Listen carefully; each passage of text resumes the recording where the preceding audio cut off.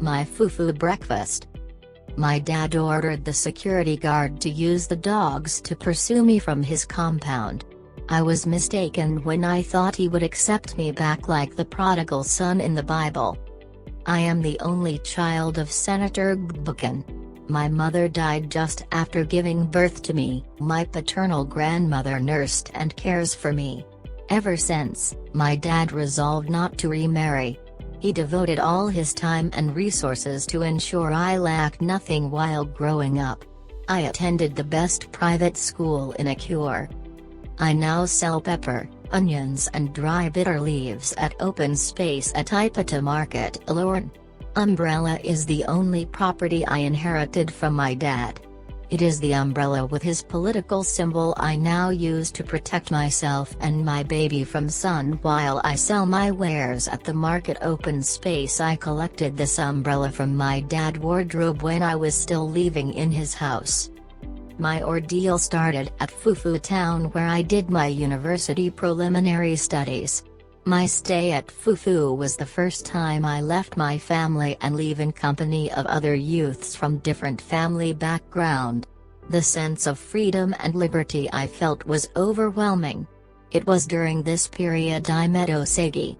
We met at phones charging joint. Electric light were not regular at Fufu town, so students charges their handsets at barbing salons and other places where they use generator for their businesses. When I arrived at Fufu I was a complete novice. Osegi taught me many things. He was the first man I kissed. He taught me how to cure myself and others with traditional medication. He said his mother is a traditional healer and that he learned the act from her.